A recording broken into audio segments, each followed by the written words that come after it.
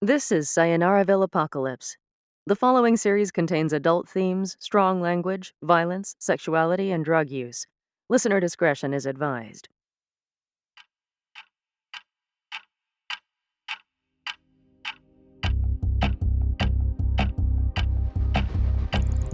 I'm running out of time.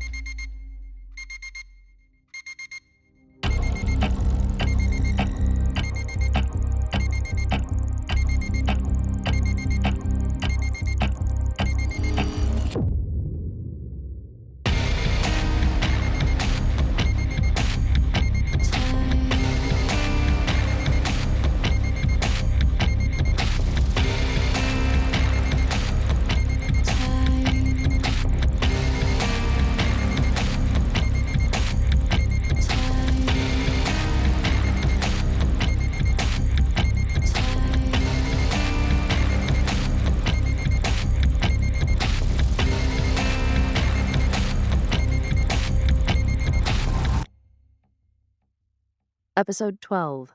A Wind Age, a Wolf Age.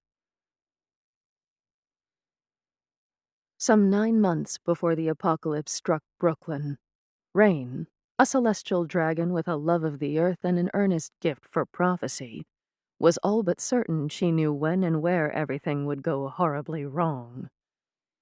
Given her talent for viewing multiple probabilities as if she were watching simultaneous video camera footage, she had no doubt that a world-ending event was coming. She wasn't the only far-seeing individual to conclude this. Many deep-thinking, insightful, serious people across the world, and some outside it, had been carefully studying a vast number of events and conditions leading up to a triggering of the end of everything. Collaboratively, these people weren't wrong, in the big picture sense. Somehow, though lacking Rain's ability to see actual chronostatic threads, these guardians against mystical threats had managed, with complex data analysis tools, dizzying Venn diagrams, and pretty analytics dashboards to generate a fairly well-considered and accurate prediction. Rain regarded it to be more or less right.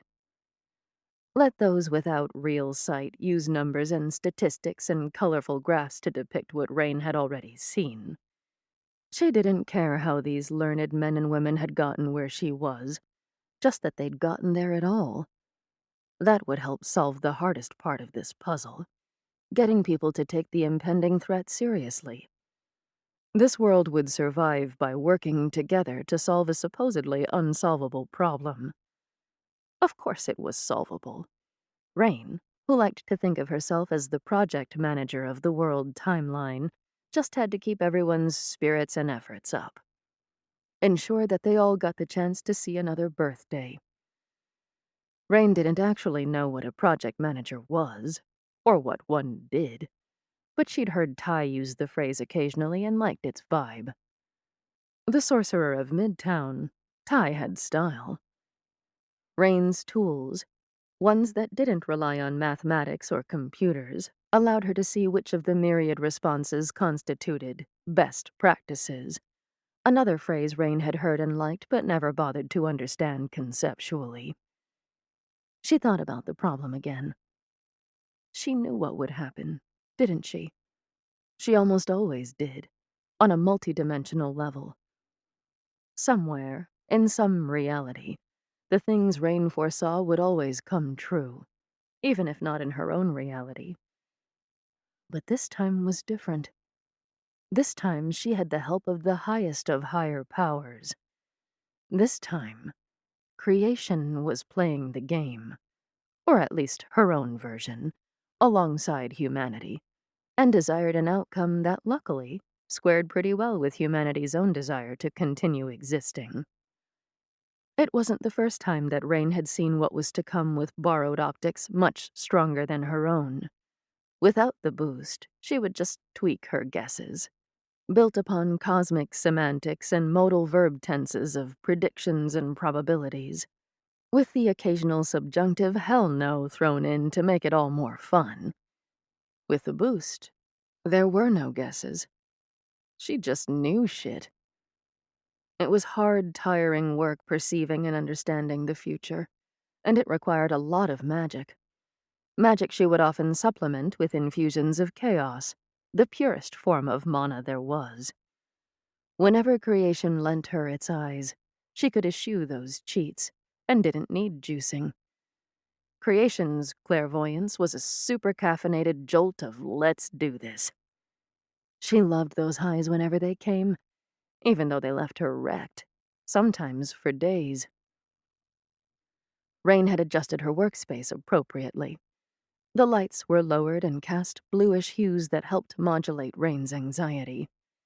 ASMR-coded chill songs played in the background, adding to her sense of calm. A pot of enchanted jasmine tea, thank you, Ty, sat at the ready, a remedy for any onset head or muscle aches she might accrue during her deep dive. Her cat cartoon bathrobe provided warmth and snuggliness. Time to read the timelines again. In her mind, she recalled past incidents that she'd marked as keystone events on the way to Earth's Day of Reckoning. Grateful for creation's help, she not only saw things she was supposed to see, she saw things she wasn't.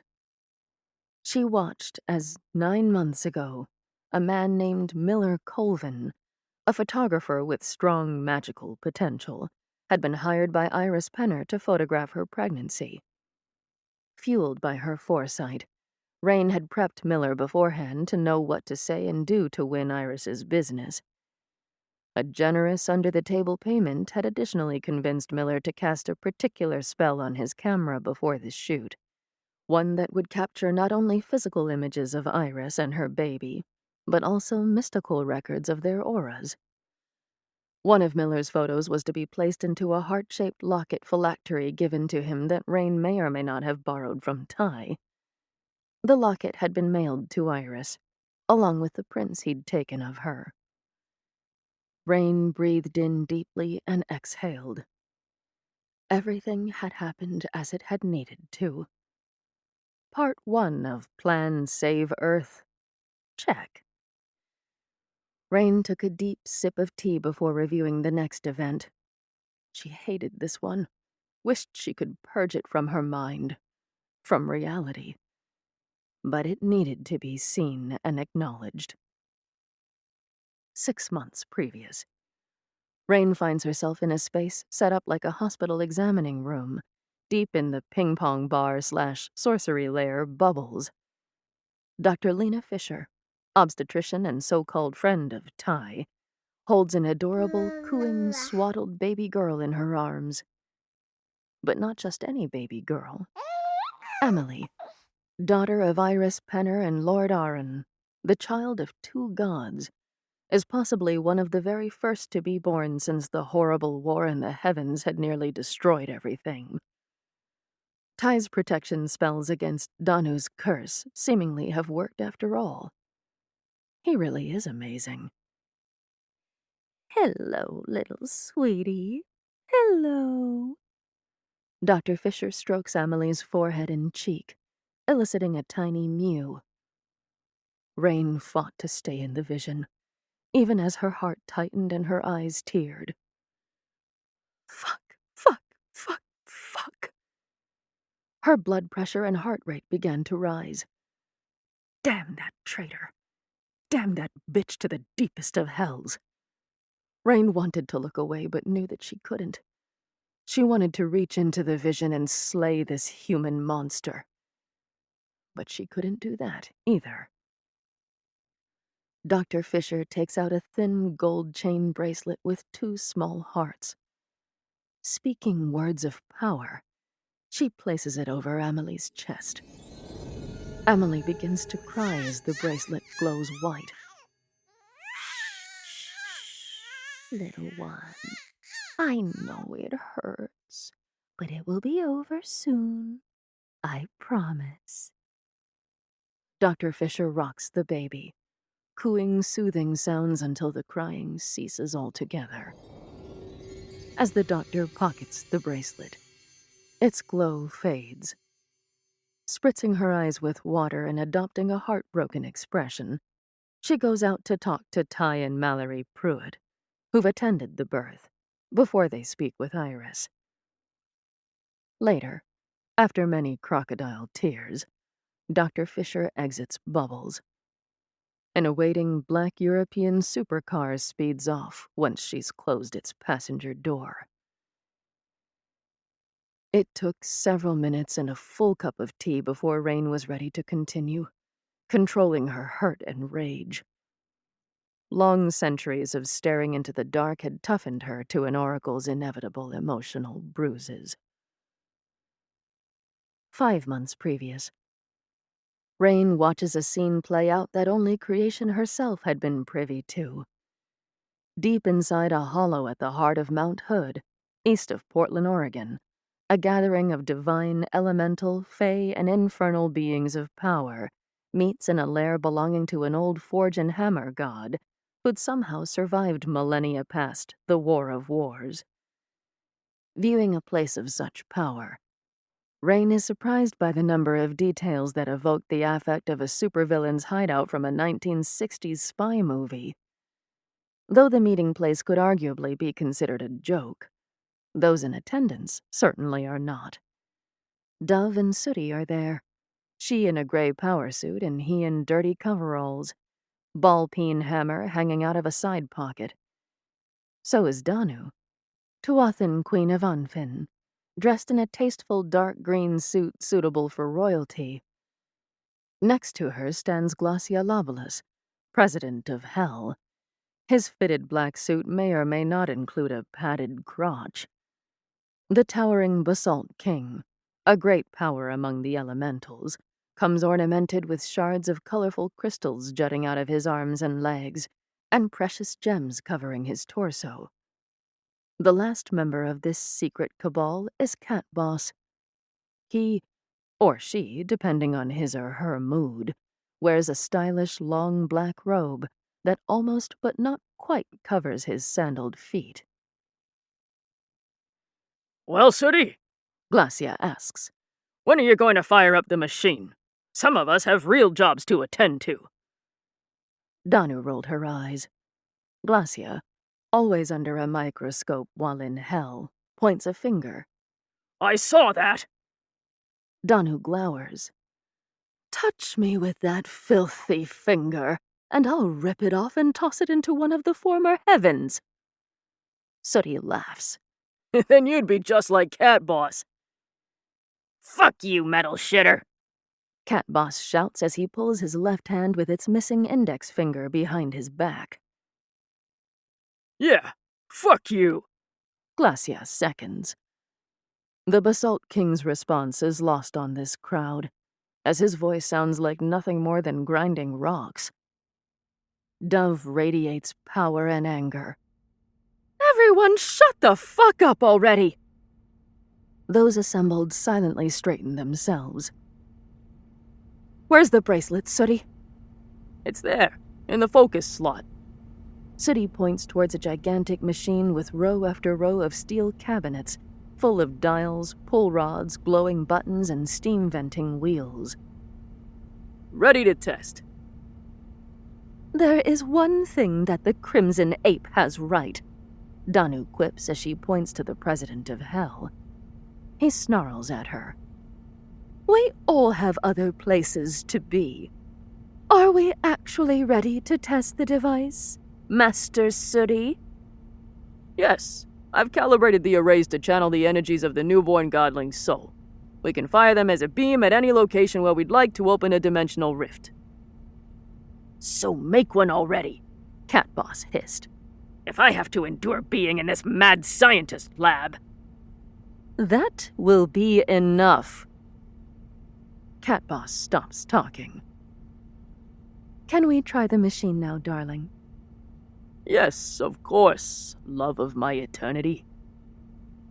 Sooty hobbles over to a bulky control panel, also filled with a confusing array of dials, pull rods, glowing buttons, and steam-venting wheels, and begins to work the controls. One cabinet lights up and hums, then another, and another. The bracelet holding Amelie's soul begins to glow. First yellow, then blue, then white. The others exchange nervous glances as the machine channeling her power starts to shake. Then rumble. One cabinet spits up a shower of sparks. Honey? Is everything okay? Should all this be doing this? Sooty, dark-lensed goggles pulled down over his eyes, grabs and jerks or twists, seemingly at random, unlabeled controls on his panel. Yeah, I don't know. My machines are tough, though. So, we should be okay. Do we have a beam yet? Is it opening up a rift? The others, decidedly nervous, begin looking for rifts of their own to use, in case this all goes south. A burst of flame and smoke from another cabinet elicits screams from Dove, Danu, and Glacia. They glare at each other in anger and embarrassment. King Basalt stomps over to the now flaming machine and begins to bury it in a flow of liquid rock. No! You're only going to make the pressure! Too late. The entire machine explodes, blowing off a good part of Basalt's arm, who rumbles screams in agony. Holy shit! Danu opens a portal to Otherworld. I'm leaving. Let me know when you figure this out. Glacia rushes into the portal after her. Take me with you! The fuck Danu's words are cut off as the portal closes behind the two of them. The bracelet holding Amelie's soul shatters. The mountain follows in a huge volcanic eruption. Rain sat dumbfounded. What the fuck? That couldn't have been right. Were all the old ones really that stupid and incompetent? As she considered, it occurred to her that creation's details might not be entirely accurate. You can't be serious. Gods damn it. You're trying to make them look bad, aren't you? Much about that scene, she decided, could not possibly be right. What seemed true, however, was that Dove and Sooty had indeed taken Amelie's captured soul to Mount Hood, and had tried to harness her power to open a world-ending rift. And Mount Hood had erupted shortly after the time indicated in the vision. Those two may not have been the fools that creation tried to play them off as, but they were undeniably cruel, horrible beings who needed to be stopped. After taking a long walk to calm herself, Rain sat down at her desk and reached back again into the past.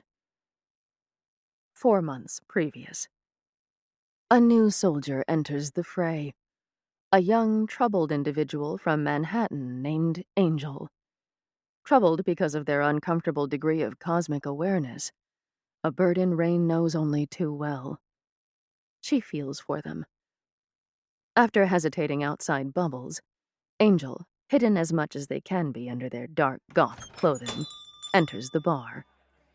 Outside, the city is gray concrete, glass, noisy traffic, all business. Inside Bubbles is light and brightness, happy people eating and drinking and laughing. Some play ping pong, others dance to the romantic ballads coming from the bar's sound system. Just being here lifts Angel's spirit and settles their fears. Even the voices they hear are quieter here. Here, they envy the cathedral-like magical peace. A stylish, friendly, somewhat older woman with permed brown going to gray hair approaches. Hi, welcome to Bubbles. How can I help you? Angel normally finds it hard to look others in the eye, but they make themselves anyway. Comfort be damned. This is important. Hi. I'm looking for... A powerful energy engulfs Angel, almost bringing them to the floor. They cringe, prompting the greeter to ask if they are okay. They are fine, and they're with me. A tall, indescribably beautiful red-haired woman dressed in a green silk top, skinny jeans, and thigh-high suede boots, strides up and places a hand on the trembling Angel. The woman who's greeted Angel's sighs. "Mob." Mob's eyes brighten. Mallory. Mallory, is my brother in? Another woman, similar in size and appearance, also radiating power, appears behind Mob. "Hello, Mallory."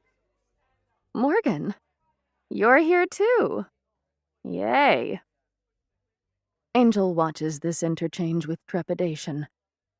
They need to take control of this situation, though what they really want is to slip away unseen and race home where it is safe.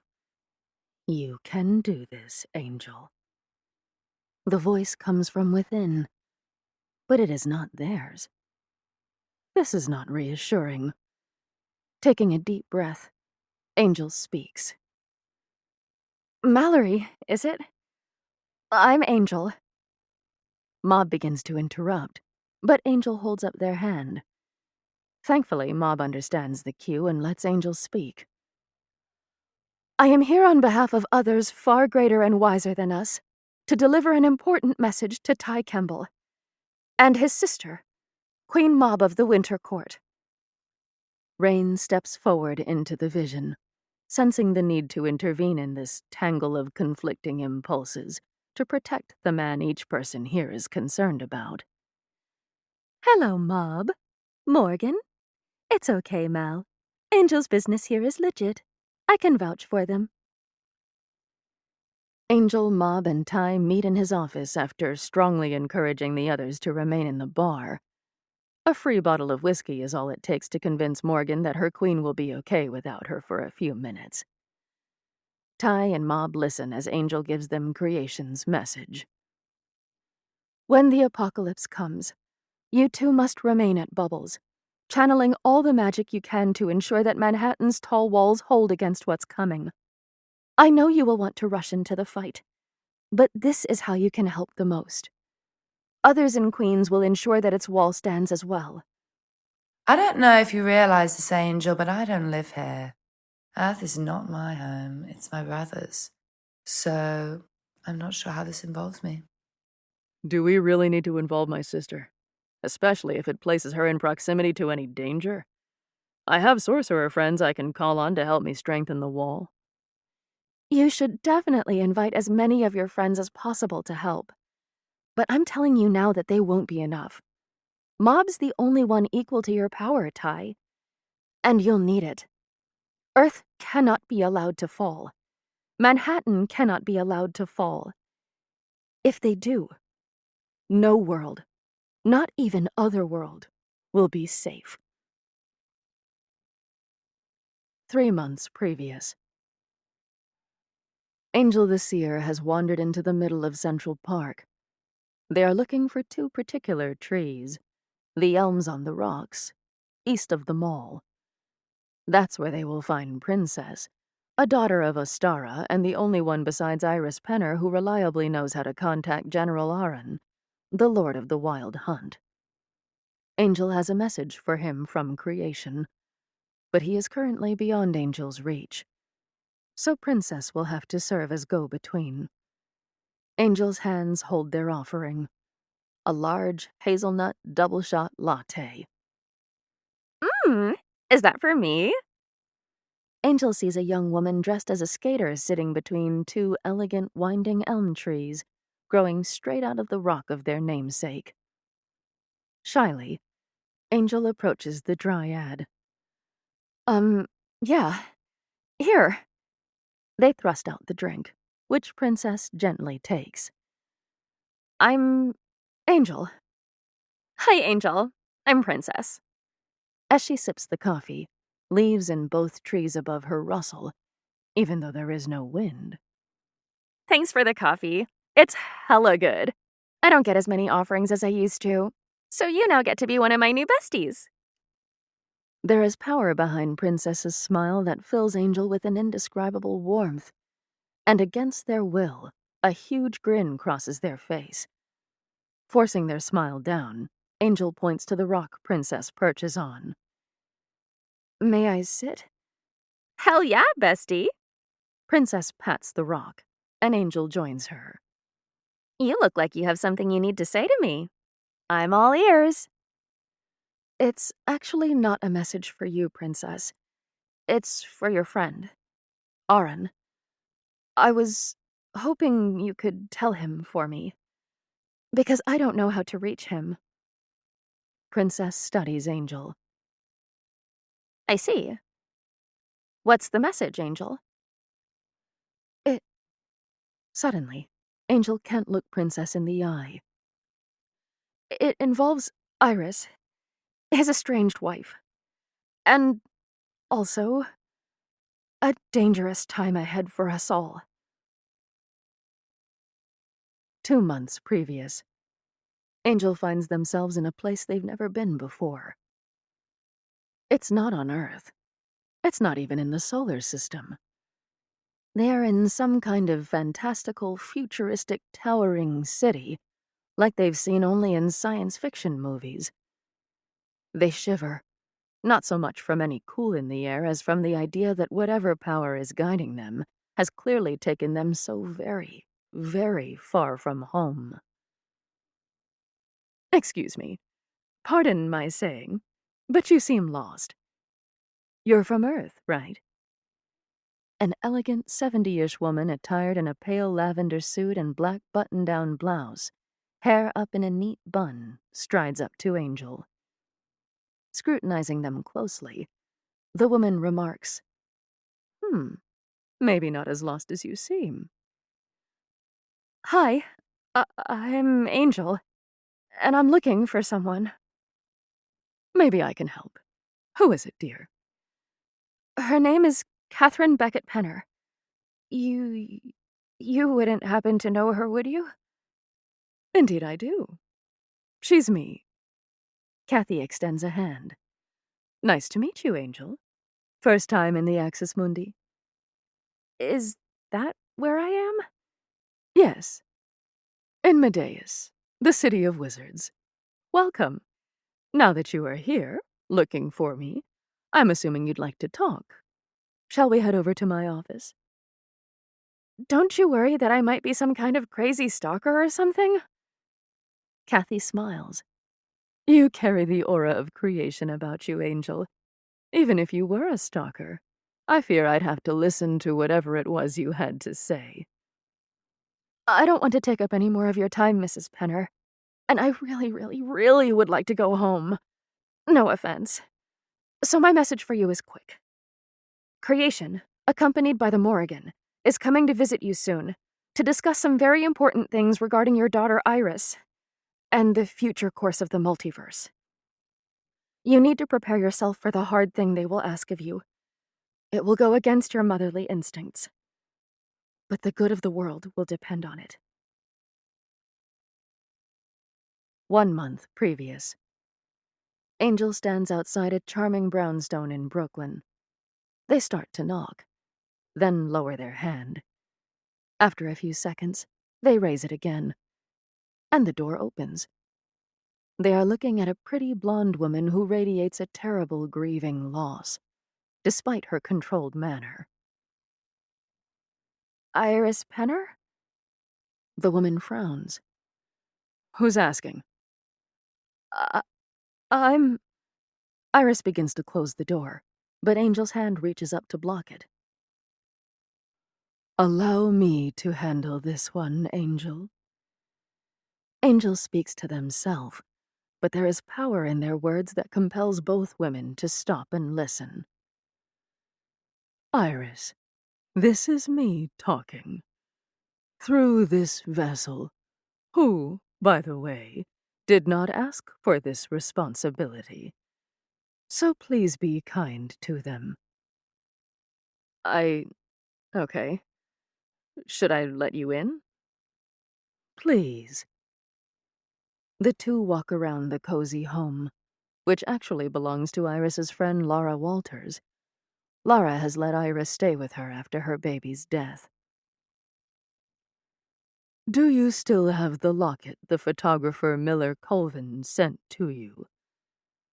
Of course. You told me I needed to wear it. She produces a small metal heart for creation to see. Using Angel's hands, creation briefly touches it and sighs in relief. Thank me, it's still safe.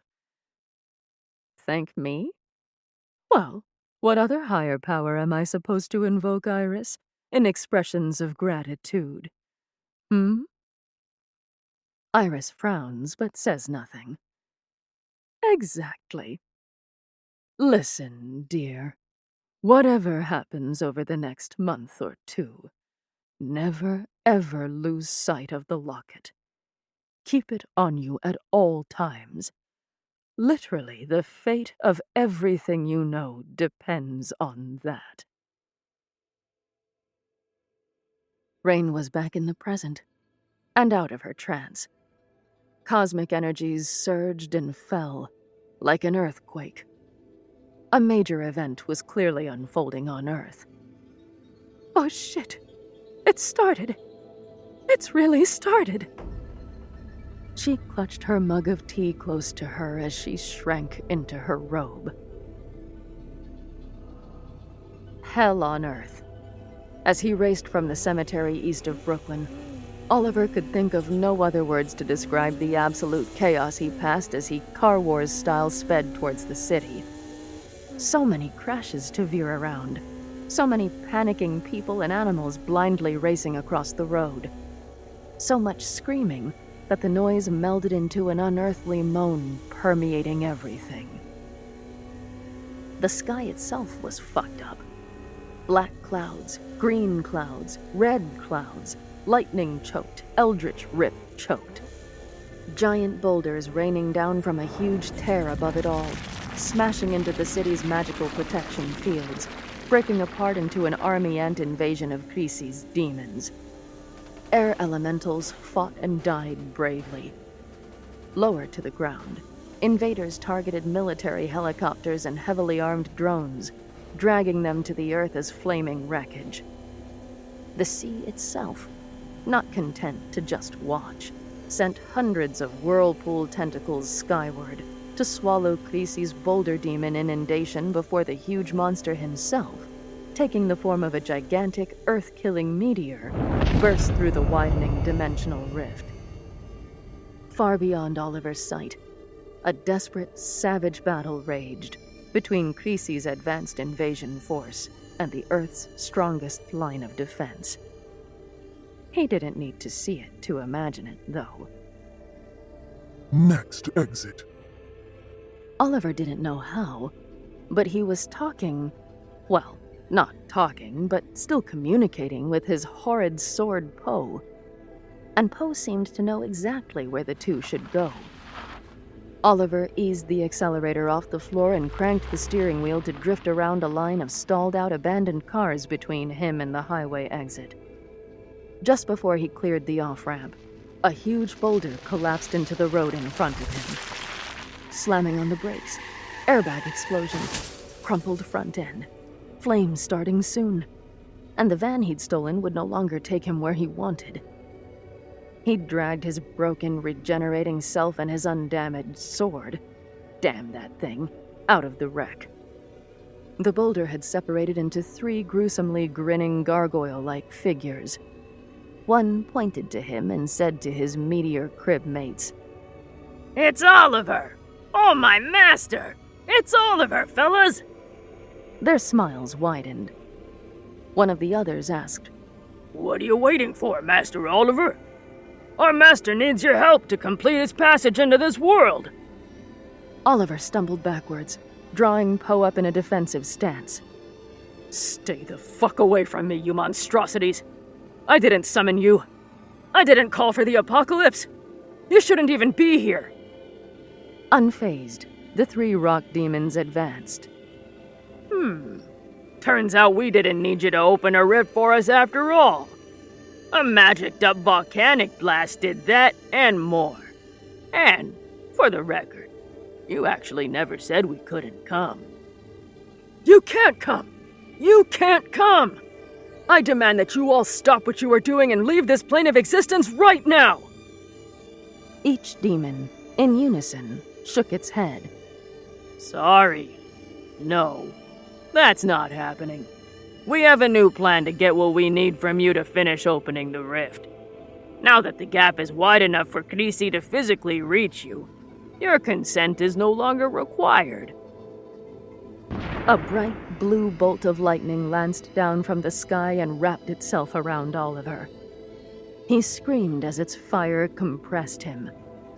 The energy tentacle began to bleed his mana. On its own, Poe flew from his grip. With a wide swinging arc, it severed the glowing beam before returning to Oliver's hand. The rock demons hissed and charged. With 3 brutal slashes, Oliver reduced his enemies to broken stone rubble. Run! Oliver didn't need to be told. He raced away from the wrecked car, following Poe's directions. More rocks dropped from the sky. More demons peeled apart to join in the chase. More lightning bolts lanced down too. But now Poe was ready. Its anti-magic field held them off as Oliver ran down the exit ramp and into Brooklyn. The concussion of a huge fireball erupting from a nearby gas station threw Oliver to the ground. Looking up, he found himself surrounded by an unbroken circle of rock demons. Too many. He tightened his grip on his sword. To the right, a slash, like a scimitar of dark feathers, cut through several of his foes. In the air above him, a woman hovered, wearing a black hoodie and a wooden mask carved like a crow's head. Giant black angel's wings sprouted from her shoulders. She extended an outstretched arm. Oliver Van Holland, take my hand. As she shouted, a billowing cloud formed, and dozens of crows poured out, each wreathed in black smoke. They dove at the rock demons, driving them back with beaks and talons. Without thinking, Oliver took this odd angel's hand. Then the two were airborne. But the air was no escape. As the pavement fell away, Oliver heard the creak of rocky wings in pursuit. Looking down, he saw the rock demons had reformed into giant flying stony dragons. That was a new trick. Well, Oliver wasn't without tricks either. He chanted words of power, and a 3-column radiant firestorm dropped on top of the dragons, blowing them apart. Effective, but, Oliver noted sadly, exhausting. He wouldn't be able to do that too many more times. The angel shouted, I'm gonna take us up, but I'm warning you now, this will be rough. Now clutching Oliver, Regan soared high into the realm of the air elementals, where a maelstrom of destructive weather had unleashed itself against Kingsley's hordes. More dragons, many more, Oliver dismally noted, battled to bring Kingsley's apocalypse into being. A huge bolt of lightning, not the magical kind, but honest-to-God actual lightning forked down in front of the pair in a deafening white blast. Regan shouted to the sky, Apologies that I've had to enter your realm, but I must get this man away from the tower or we will all die. As Regan deftly dodged between swirling eddies and cloud-jumping chain lightning strikes, rock dragons followed, drawn to Oliver's magical signature. Darting left and right, Regan led their slower, clumsier pursuers into a boulder-smashing storm of elemental wrath. Poe fended off mystical strikes, lancing towards Oliver. There, Regan pointed down to a genteel neighborhood. that's where we go. Oliver heard a voice. Her voice. Her fucking real voice. The voice he'd waited 900 years to hear again. Husband? Is it really you? Amelie. Yes. Yes! Oh God, yes! It's me, my love. I'm here! I'm here for you! Where are you? Come down and let's talk. At Amelie's words, all the winds and driving rain and storm violence fell away from Oliver's ears.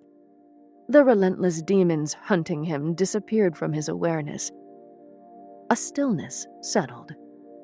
A peace that had eluded him for a millennium washed over him like a soul-saving baptism. He didn't feel his tears. He didn't hear Regan's shouts. He didn't feel pain. He didn't feel sorrow. He didn't despair. He didn't want to die anymore. He just wanted to come home. Oliver was shocked to see Iris standing on the front steps of the charming brownstone. The general destruction and mayhem occurring north of here had largely missed this neighborhood. So far, though anyone with any sense had fled hours ago. Mom? Iris grimaced. Excuse me? You don't recognize me? Your own son-in-law. Regan interjected. Iris has cycled quite a few times since then, Oliver. She doesn't remember that old life. What old life? Are you talking about past life nonsense? It's not nonsense, dear. You're actual proof of that. Great. More strange shit to feel weird about. Oliver held out his hand. Let me introduce myself. I'm Oliver Van Holland. 900 years ago, give or take, I married your daughter Amelie. Iris looked like she'd been gut-punched. Amelie? Regan reached out to steady her. Iris recently lost a daughter. A baby girl named Amelie. Now it was Oliver's turn. Wait. But I just spoke with her. He became angry. Where is she? Where's Amelie, goddammit? Don't lie to me. Another hand reached out, but Oliver batted it away. That's the only one you get, Dane. Oliver turned to see a twin of Iris, except for the hair.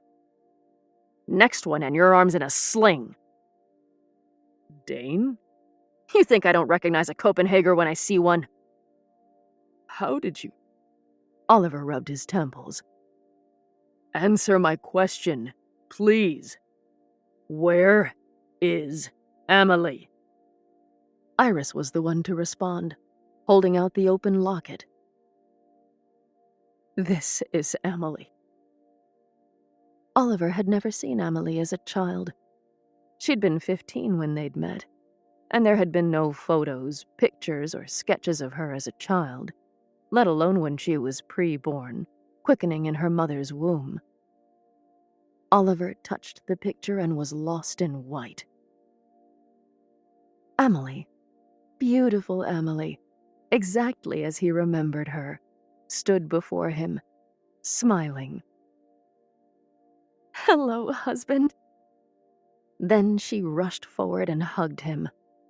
The smell of roses and lavender filled Oliver's mind, and he had to remind himself not to crush her in his arms. She stroked his hair. You really need a haircut. And a shave. I know. I had a hard time getting them where I was. Do you remember when we used to hunt for water lilies by the river near our cottage? She raised a pristine white flower. He smiled again as she placed it in his hand. Oliver thought for a bit. It's one of the memories I've fought for over the centuries. It's really difficult, my sweet, to remember everything. Amelie caressed his cheek. I know. But I fought so hard to hold on to yours. Amelie looked sad. I know. It's hurt you so much, too. Part of me wishes you hadn't. If I hadn't, this world would have died long ago. I saved this world, my dear wife. For us. For you. I think we need to save it again. Oliver nodded. I have to kill Kingsley. It's the only way. Even if it means I have to die. If I have to let go of you for good. Amelie laced her fingers around Oliver's, I am not going to let you do this alone. She kissed him. We do this together, so that wherever you go after you are free of that dragon god, I can go with you. Then no one will ever keep us apart. Ever again. How? How? Simple, my love. I made a deal with creation herself, and she gave me her word. Oliver smiled once more, a rare, pure, true one. This is going to hurt. I know. It's okay. You might be surprised to know the shocking number of times I've been hurt throughout my far too many lives. Amelie leaned back, assessing her husband. What do you say to ending that horrible motherfucker? Oliver laughed. He'd never heard her curse before. Oliver found himself standing beside Iris, Regan, and Darling. Another figure had joined them, an actual archangel. Abel, Was all he said, and he nodded in solidarity. Shocked, but not complaining, Oliver addressed them all. I have something I need to do. He gently closed Iris's locket, which no longer glowed. Amelie and I have something we need to do. A tear fell down Iris's cheek as she nodded silently. She understood perfectly well what he'd meant. You and your soul wife are going to need our help. That's why I'm here, too. Count yourself lucky. Normally, I don't give a shit about what happens on Earth. Abel and Regan cleared the road in front of the car Oliver drove, while Darling, clinging to the roof, struck down anything that got too close. Poe was propped in the sunroof, its anti-magic field keeping Kingsley's mana-draining energy bolts at bay. Before them, and all around them, hordes of attacking rock monstrosities, demons, dragons, ogres, tunneling worms, fell before the combined might of Oliver and Amelie's ragtag army. Iris sat quietly, fiddling with her now de-enchanted locket. She's with you right now, right, Oliver? Oliver nodded. Tell me about her. Can you? This version of me never got to know her. She was crying. I guess future me's won't either. We don't know that. Maybe if we're cycled too, you can come and be our child. Don't be weird. Just tell me about my little girl, damn it. Well, she wasn't a little girl when I met her, but... Above the group of them, beyond a nest of antennas and cables, the sky had nearly torn asunder. Their first glimpse of the terrifying Kingsley. He'd taken the form of a mile-wide asteroid, just on the other side of a breach gaping out onto a star-filled blackness. If he came through and crashed into the Earth, there'd be nothing left. Abel the Archangel shuddered, remembering a similar devastating impact by an object that had been hurled at one of the heavens during the war that no one talked about anymore. Oh, shit! Iris blanched white and trembled as she looked up at Kingsley the Destroyer. Regan herself cursed in an old Celtic tongue that only Darling would have known. Darling clenched her eyes shut along with her hands. At the top of the Brooklyn Tower apartment complex, they'd found a respite from the demon attacks, a place to focus, undisturbed, on the task at hand. Several hours into the incursion, most of the human resistance had been badly injured or killed. People had stopped fighting and started fleeing. An eerie peace had fallen over Brooklyn. Oliver looked at his assembled band. Let's begin.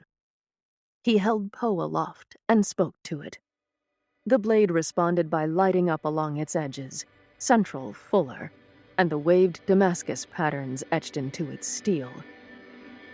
From within Oliver, Amelie reached out and also touched the blade.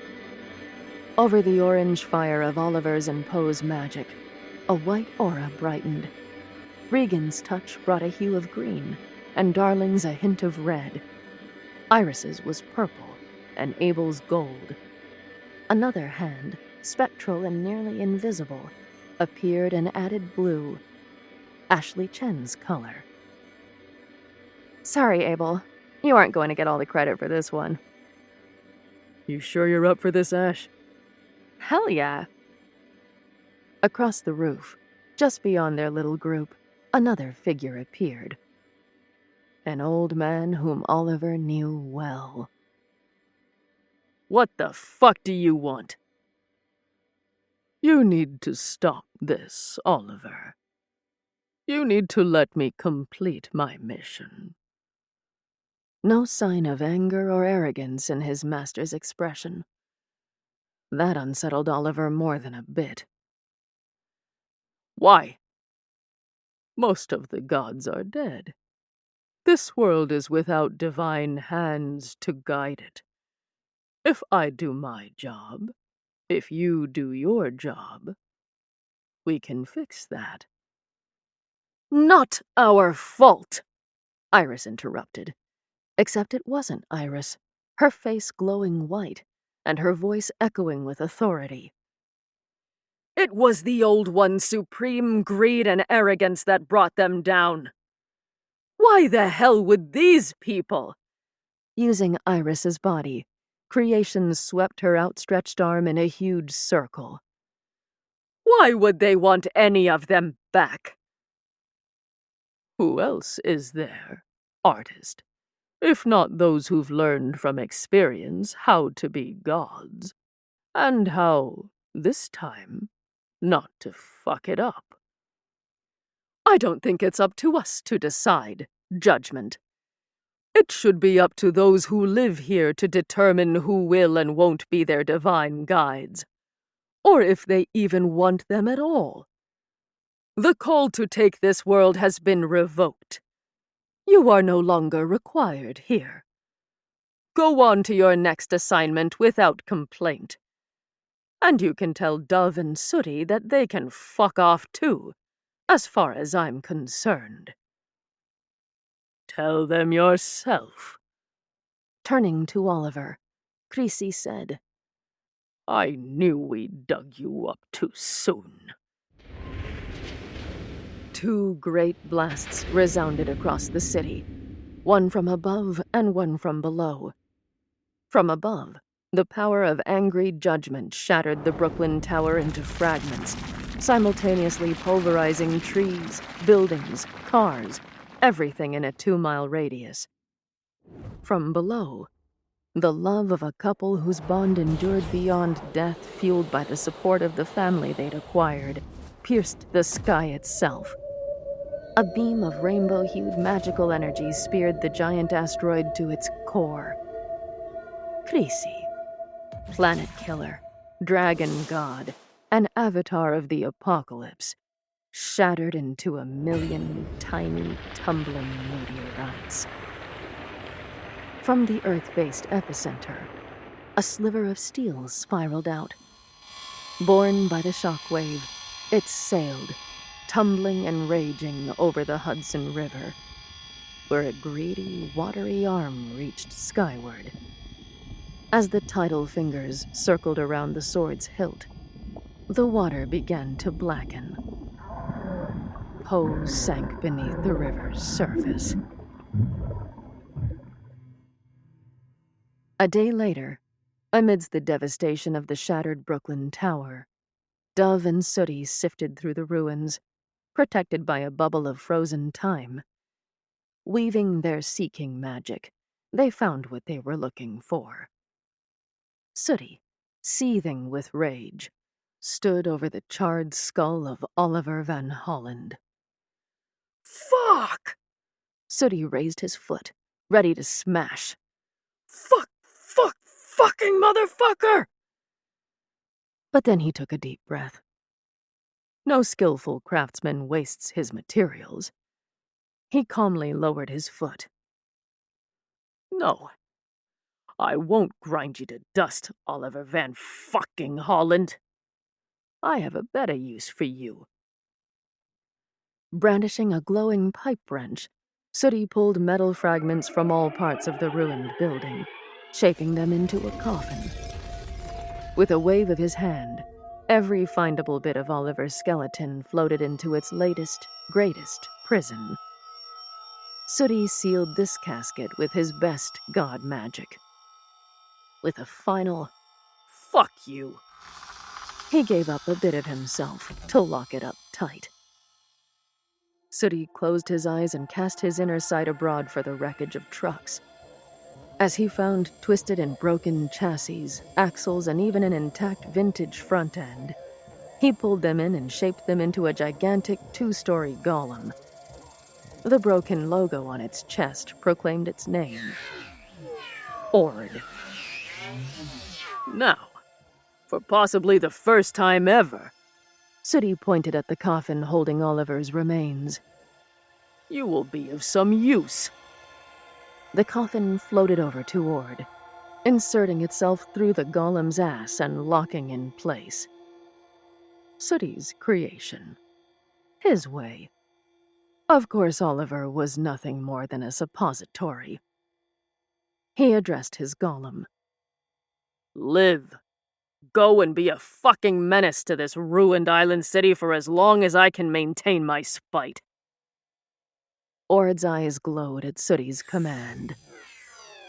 Dove had little to say when she discovered Iris Penner's remains, buried under the shattered concrete and steel. Only a blackened arm was exposed. I found her. Good. Any sign of the locket? Dove stared at the rubble covering Iris's body. No. I do see her arm. Well, pull her out. Dove winced at the thought. So gross. Putting on the rubber gloves she was sure she'd need, she grasped Iris's wrist and pulled. With a shooking sound, Iris's arm tore free. Oh, shit. What's the matter? Dove winced. Her arm tore off, and I'm not sure I can reach the rest of her. Sooty sighed. Fine. Whatever. I think that will be plenty for what we need. Come on, let's get out of this FEMA disaster. The two walked side by side, Iris's arm clutched in Dove's hand. Sooty stared at his partner. Are you crying? Dove smacked his right shoulder, aiming for his head. No! They began to quarrel as they dissolved into smoke. Rain took a huge, gasping breath as she sat up and looked around. She was back in Bubbles. In 2036, not 2014. She rubbed her eyes and sipped her now room-temperature tea. Inhaling and exhaling, she took up the pencil next to her and began to write. 20 minutes later, she closed the book. Thank you, creation, for letting me see that which I normally can't. Your continuing guidance is crucial to our ability to plan and adjust to the threats we know are coming, as well as the ones we don't. But one small observation. That resolve. I think you embellished that whole Creasy fight. Be honest. The falling action seems a little too Hollywood, if you ask me. A moment of silence. Fine. Don't tell me. Yes, of course I'll bring you an offering on Taco Tuesday. I told you I would. Seriously, though, I don't know why you don't just wish them into existence. Rain stood up and stretched. Her cartoon cat robe morphed into a cute top, bell-bottoms, and ankle boots. Walking out of her office and down the hall to the bar, she announced to everyone, Mama's off the clock, and she needs a drink.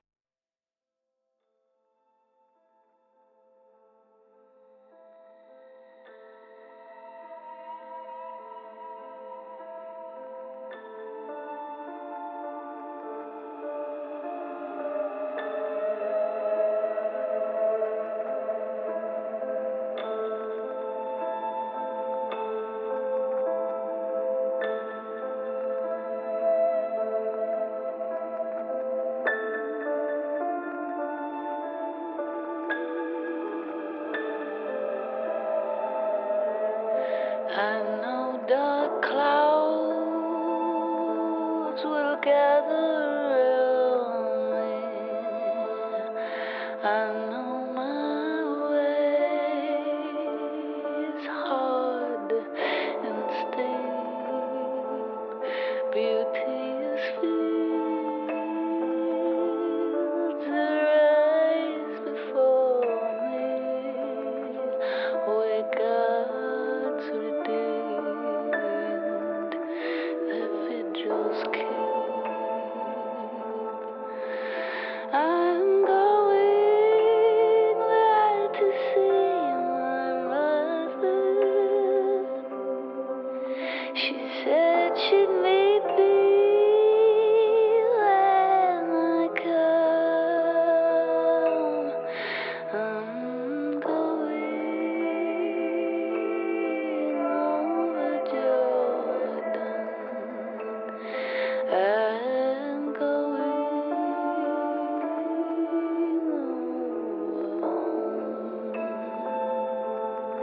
I'm going over Jordan. I'm going